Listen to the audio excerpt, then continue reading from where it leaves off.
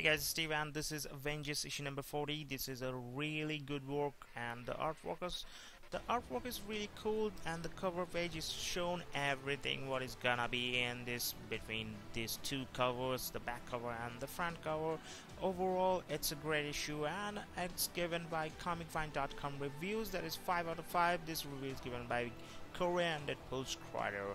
And Avengers 40 We Three Kings review. Here we start. Everything comes together just in time for it to fall apart. Few good things, few bad things, but most of the things are good in my way. That is, the creatively really looks and the artworks are really fine. And after a few issues, this is the issue I really like it, with the artworks and with the narration of the story, and overall the screenplay, and overall the boards are really cool. So well, Jonathan Hickman, yeah, did it. You pulled it all the threads together in a way that simultaneously was emotionally satisfying, characteristically organic, and most of all incredibly compelling. A new plan is revealed, not just to try and stop the incursions, but to deal with Namor's cable once and for all. And it's a doozy. Without getting into detail, it also doesn't come off as a Deus Ex Machina, as it fits the narrative that's been built to a T and comes about because of events that were already unfolding, rather than just seeming like it was pulled out of someone's pocket. This lends the issue a sense of real consequence, and that the things that happen in it truly matter and won't simply be erased with an ultimate nullifier. Hickman also gives us these characters interacting in ways that we haven't seen in a long time, and gives us the sense that while things may have outwardly changed, they are still the same heroes they always were.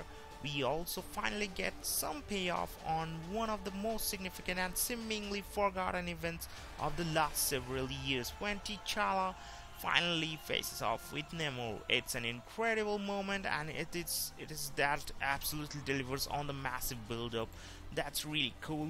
And what I say, just the overall that sequence is really fun when, and Stephen Caselli provides the line work and gives us some absolutely stellar looking characters. This is a character focused issue, and Caselli was definitely the guy to go to for the art this time around, as his characters have a wildly varied range of facial features.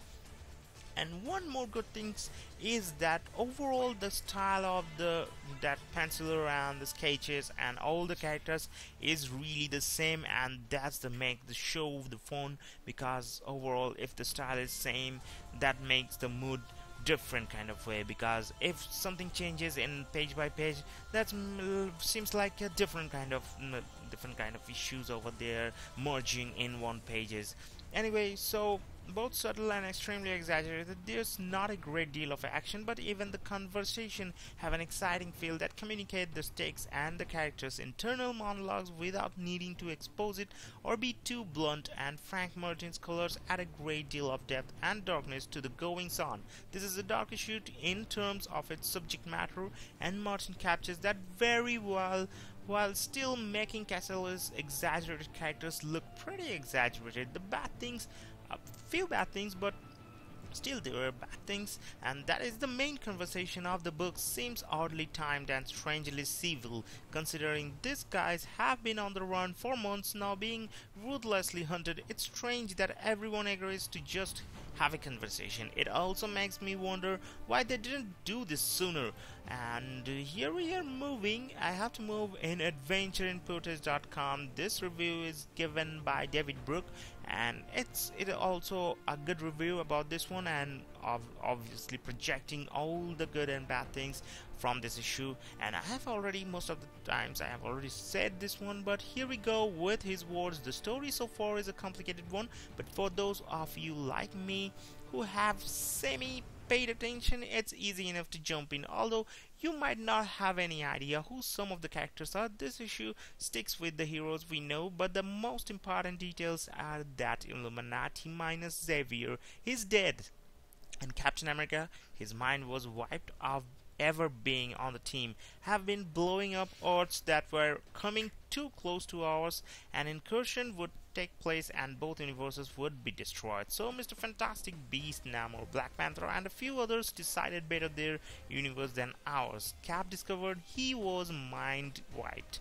and now wants them all to face a jury and to be tried for their sins. This issue opens with him telling them as such, but they stop him to tell him that Cable, a group of baddies including Thanos, is about to be eradicated forever in a plan they have hatched. Let's forget the fact that Cap allowing them to blow up Thanos and the other bad guys makes him implicitly guilty of what he demands they be tried for, and just go with the full flow, shall we? Writer Jonathan Hickman writes a pretty well formulated story in this issue. Having not read this series for a few months, I quickly found good aspects that were entertaining because he has just taken time and made a really quality story, and that was the make the show fun because I'm getting used to say these things. But Black Panther's post and the importance of showed that King yields this ends up having symbolic meaning later in this issue that strengthens a very serious turn of events. There's also a very strong moment for Black Panther when Cap demands to know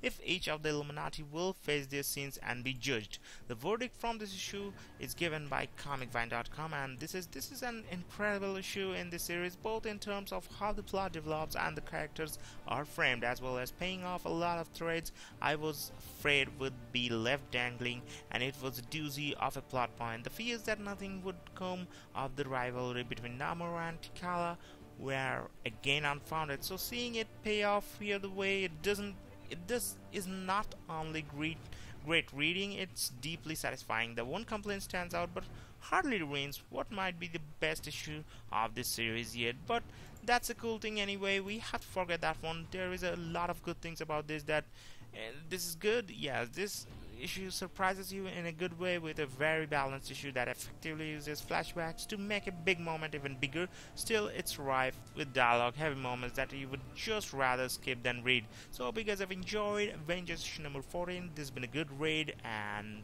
just buy this book and it will help the creators also. And if you want to enjoy this one in digital, just digitally buy it.